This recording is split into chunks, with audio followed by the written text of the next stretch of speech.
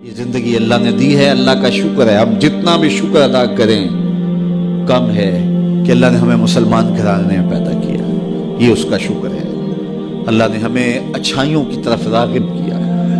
ہم میں سے کوئی ہی بد نصیب ہوگا جس کو نماز نصیب نہیں ہے. ہم میں سے زیادہ لوگ ہوں گے جن کو 5 گانا نماز نصیب ہے، سجدوں کی توفیق نصیب ہے. اب جو کمیاں کوتاہیاں دیگر زندگی میں ہیں ان کو دور کریں، اپنے رزق کو پاک کریں، رزق 100% پاک کرنے کی کوشش کریں.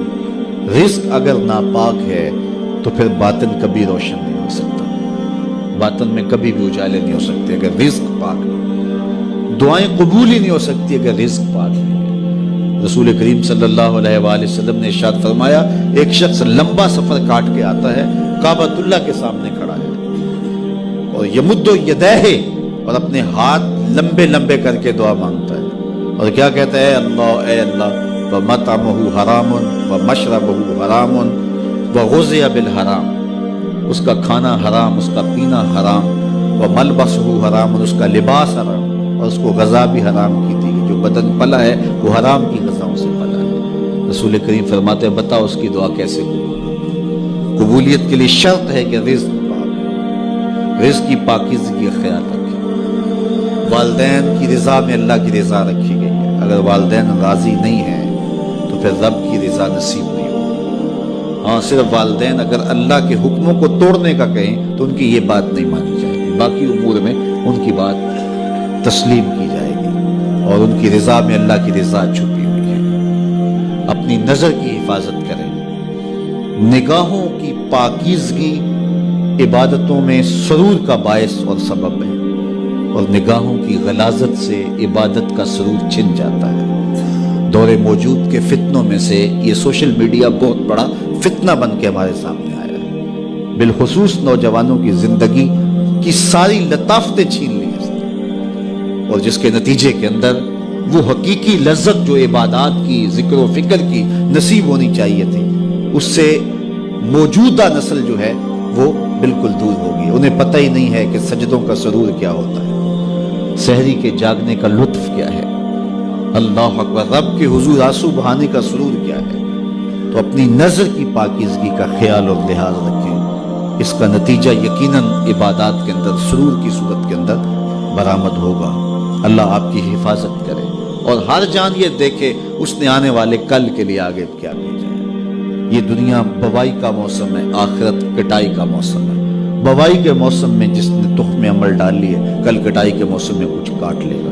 اور جو کسان بوائی کے موسم میں مٹی سے مٹی نہیں ہوتا بلکہ کلف لگے لباس پہن کے گھومتا پھرتا ہے، نہ کبھی کھیتی میں گیا، نہ کبھی بیج ڈالا، نہ کبھی پانی دیا، نہ کبھی جڑی بوٹیاں تلف کی، تو کٹائی کے موسم میں وہ کچھ نہیں اٹھائے گا. یہ دنیا کھیل کود نہیں ہے. یہاں ہم کھیلنے کودنے کے لیے نہیں آئے ہیں، ہم یہاں کچھ کام کرنے کے لیے آئے ہیں. بہت تھوڑا وقت ہمیں ملا ہے. 60 سال 50 سال 70 سال کیا وقت ہوتا ہے؟ وہ میرا ایک دوست نکال رہا تھا کہ 60 سال اگر زندگی ہے 50 سال تو اس میں 8 گھنٹے روز سونا ہو تو اگر 45 سال زندگی ہے تو 15 سال تو یہ نکل گیا، باقی 30 سال بچے. تو اس طرح 8-10 سال بچپن کے جو مدہوشی کے تقریباً ہیں وہ بھی گزر گئے. پھر روز 2-3 مرتبہ واش روم میں جانا پڑتا ہے، تو 13 سال اس نے نکالے تھے. کہ بڑے سال تمہارے پاس ہیں تو 13 سال ہیں. یہ ہے کل ٹوٹل زندگی.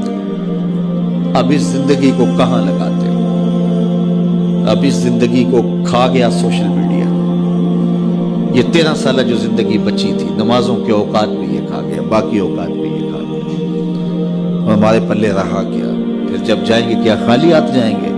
آئیے اپنی زندگی کو، بالخصوص جوانوں کو میں کہتا ہوں، بڑے قیمتی لمحے ہیں جوانی کے.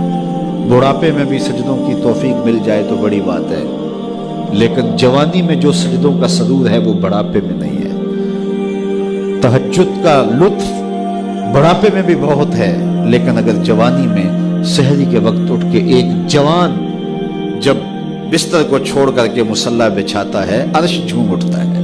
اللہ اکبر. آج ہر بندے کو شکایت ہے ہمارے گھر میں بھوت آ گیا، جادو آ گیا، ٹونا آ گیا، سایہ ہو گیا، بدروحیں آ گئیں، یہ ہو گیا، وہ ہو گیا.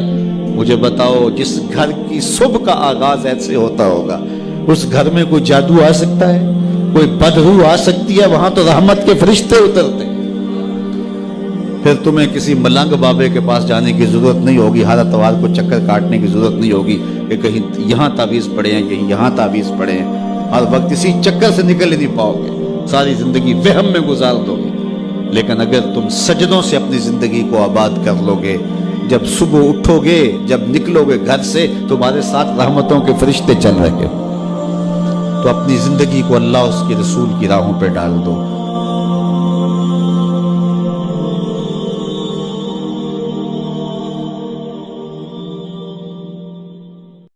मज़ीद इस्लामिक वीडियोस के लिए हमारे चैनल इस्लामिक मोटिवेशन 1-2 को सब्सक्राइब करें और बेल आइकन को दबाना ना भूलें ताकि हमारे हर न्यू वीडियो की अपडेट आप तक पहुंचती रहे।